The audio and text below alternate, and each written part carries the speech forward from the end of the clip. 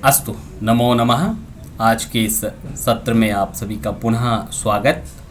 आज हम जानेंगे, इससे पूर्व हमने पुल्लिंग के विषय में जाना था, तत् एतत् किम इदम आदि सर्वनामों के प्रयोग और रूप।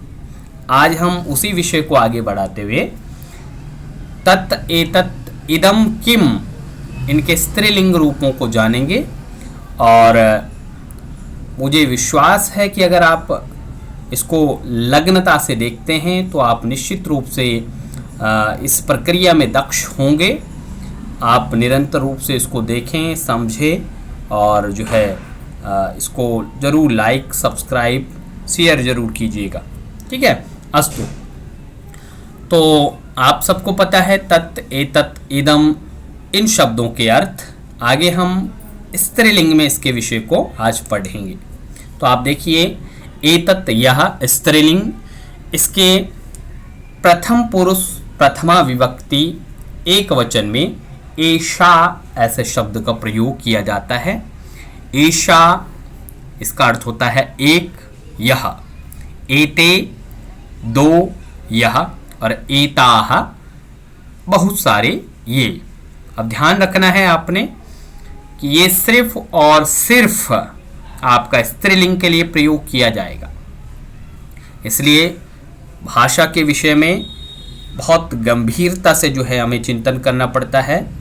एक बहुत ही अच्छी एक कहानी आती है कि एक पिता अपने पुत्र को कहता है कि यद्यपि बहुनाधीशे तथापि पटपुत्र व्याकरणम, यद्यपि बहुत कुछ मत पढ़ो लेकिन फिर भी आप व्याकरण को पढ़िए, ग्रामर को पढ़िए, क्योंकि स्वजनः स्वजनो मा भूत। स्वजन का अर्थ होता है अपने परिवार का, और स्वजन जहाँ पे हम तालव्य सकार का प्रयोग करते हैं उसका अर्थ होता है कुत्ते के परिवार का, श्वान के परिवार का। तो जब तक इसका अर्थ आपको पता नहीं होगा तब तक आप प्रयोग नहीं कर पाएंगे या अच्छे से प्रयोग नहीं कर पाएंगे। आगे देखिए, तत्शब्द में सा, ते, ताह, मैं यहाँ पे आपको दिखाते जाता हूँ। संभवतः आप देख पा रहे होंगे। सा यहाँ पे ये वाला, ते और ताह। सा मतलब वह, ते मतलब वे दोनों, और ताह मतलब वे सब। तो ये सिर्फ और सिर्फ स्त्रीलिंग के लिए प्रयोग किए जाने वाले सर्वनाम है। तो इन चीज़ों को आपने ध्यान रखना है। आगे बढ़ते हैं। इदम शब्द, इदम शब्द के स्त्रीलिंग में होता है इयम, इमे, इमाह। और किम शब्द के होते हैं का, के, काह। तो आप इसको एक बार अच्छे से विजुअल कीजिए, अच्छे से देखिए इसे कि इसमें अंतर क्या है। इसमें और पूर्व जो हमने चैप्टर पढ़े हैं, पाठ पढ़े हैं, उनमें क्या डिफरेंट है। तो आपको स्पष्टतया जो है मालूम पड़ जाएगा, मालूम हो जाएगा कि ये जो है इनके रूप में लिंग, विभक्ति और वचन के कारण जो है परिवर्तन देखा जाता है। ठीक है। संस्कृत एक परिमार्जित भाषा है।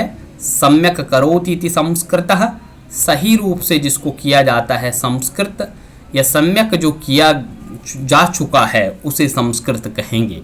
संस्कृत परिमार्जित, परि मतलब चारों ओर से जो मार्जित, मार्जित मतलब विशुद्ध है, साफ है, उसे संस्कृत कहते हैं। और इस भाषा में कहीं पे दोष देखने को हमें नहीं मिलता है।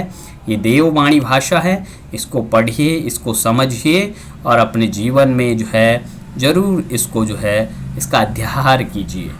आगे के उसमें हम उदाहरणों के माध्यम से इसको समझेंगे। आइए एतत् शब्द से स्टार्ट करते हैं। एषा बालिका अस्ति, यह बालिका है। मुझे लगता है आपको स्पष्ट हो गया होगा। एते बालिके स्तः, ये दो बालिकाएं हैं। और एताः बालिकाः सन्ति, ये सब बालिकाएं हैं। चित्र के माध्यम से आप इसको समझ सकते हैं। अग्रिम जो चैप्टर हम इसमें वीडियो बनाएंगे, हम अस्ति, स्तः और सन्ति को ध्यान में रखते हुए, लट लकार को ध्यान में रखते हुए एक वीडियो बनाएंगे। तो आप जो है ज़रूर उसको भी देखिएगा। ये बड़ी ज्ञानवर्धक चीज़ें हैं। हिंदी, संस्कृत और अन्य भाषाओं के लिए भी यह जो है उपयोगी है। भाषा कोई भी हो, वह अगर एक भाषा को आप अच्छे से समझ जाते हैं तो दूसरी भाषा को समझने में बहुत जो है आसानी होती है। ठीक है, वाक्य रचना के अनुसार, वाक्य रचना की दृष्टि से। आगे बढ़ते हैं, अब तत् शब्द देखते हैं। इसमें मैंने आपको बताया था कि तत् का अर्थ होता है वह, इसलिए आप इसमें देखिए जो आपकी स्लाइड दिख रही है आपको, उसमें चित्र जो हैं बहुत दूर दूर आपको दिखाई दे रहे हैं। सा बालिका, यहाँ पे आपको चित्र दिखा रहा है, एक बालिका का चित्र दिखाई दे रहा है। ठीक है, तो वह बालिका है। ते बालिके स्तः, इस वाले में देखिए आप, तो यहाँ पे वे दो बालिकाएं हैं। ठीक है, और ताह बालिकाः सन्ति, यहाँ पे आप देखिए वे सब बालिकाएं हैं। तो इस प्रकार से छोटे छोटे वाक्यों से आप बहुत बड़े बड़े वाक्यों का निर्माण कर सकते हैं। तो प्रारंभ हमेशा हमें जो है छोटे से करना चाहिए, सरलता से कठिनता की ओर इस विधि को अपनाते हुए हमें आगे बढ़ना चाहिए। ठीक है, आगम से निगम की ओर। तो आगम विधि, आगम मतलब जहाँ पे हम सरल वाक्यों का प्रयोग करके फिर वहाँ पे जो है नियम का निर्धारण करते हैं, नियम बताते हैं। ठीक है, अग्रिम। अब आते हैं इदम शब्द पे। तो इदम शब्द का अर्थ भी यह होता है, और इसमें आप देख सकते हैं इदम का जो रूप होता है स्त्रीलिंग में वो होता है इयम। इयम बालिका अस्ति, इयम महिला अस्ति, इयम नायिका अस्ति, इयम गायिका अस्ति। ऐसे अनेकों उदाहरण आप जो है निर्माण कर सकते हैं, बना सकते हैं। उसी प्रकार से इमे बालिके स्तः, इमे गायिके स्तः, इमे शिक्षिके स्तः, इमे अध्यापिके स्तः। ऐसे अनेकों उदाहरण आप जो हैं बना सकते हैं, बशर्ते आपको जो है किसी भी विषय को जो होता है वो अधभर गगरी छलकत जाए, वो वाला सिस्टम आपने नहीं अपनाना है कि थोड़ा सा देख लिया और बस हो गया। हमें किसी भी विषय के अंत तक जाना होता है, उसके लॉजिक, उसके तर्क को जो है जानना होता है, तब जाके हम उस विषय में महारत हासिल करते हैं। और ये कब होता है? सने कंथा सने पंथा सने विद्या एव वा।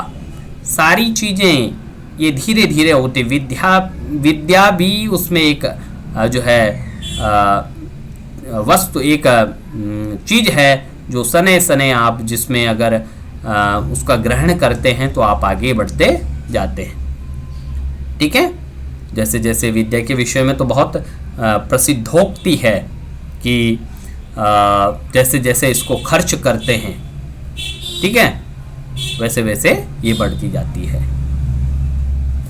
आगे देखिए आप इसमें इमाह, इयम बालिका अस्ति, इमे बालिके स्तः और इमाह बालिकाः सन्ति। इमाह बालिकाः सन्ति, इमाह गायिका सन्ति, इमा शिक्षिकाः सन्ति, इमा नायिकाः सन्ति, इमा माता अम्बाः सन्ति। ऐसे आप जो है अनेकों शब्दों का निर्माण, वाक्यों का निर्माण आप कर सकते हैं।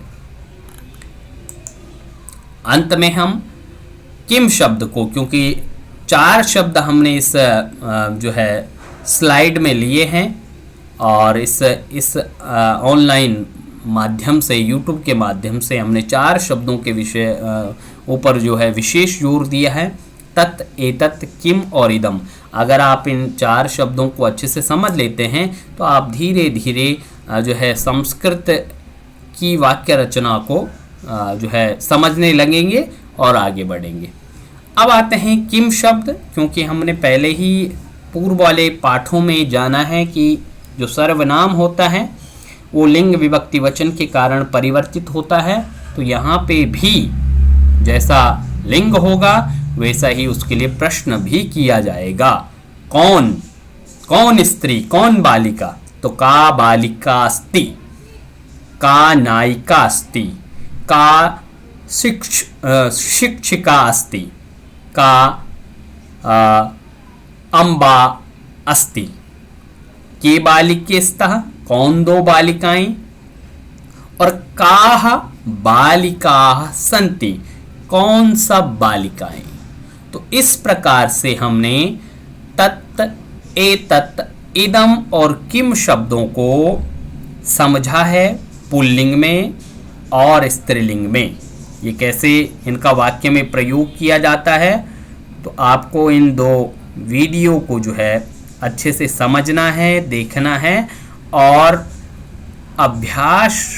अभ्यास जरूर करना है। अनभ्यासे विषम विद्या। अभ्यास का अर्थ ही होता है द्विरुक्ति, जहाँ अभ्यास मतलब 2 बार किसी भी चीज़ को जब दोहराते हैं उसका नाम अभ्यास होता है। तो अभ्यास कीजिए, अभ्यास से ही कार्य सिद्ध होते हैं। रस्सी आवत जावत के पड़त शिला पर निशान, करत करत अभ्यास के जड़ मत होए सुजान। ऐसी जो है लोकोक्तियों को हमें ज़रूर पढ़ना चाहिए, उनको समझना चाहिए, तब जाके जो है हम अपने कार्य में दक्ष हो सकते हैं। तो आज की कक्षा को पुनः यहीं पे समाप्त करते हैं। अगले पाठ में आपसे एक नया विषय लेकर के मिलेंगे। तब तक के लिए आप सभी को नमस्कार, धन्यवाद।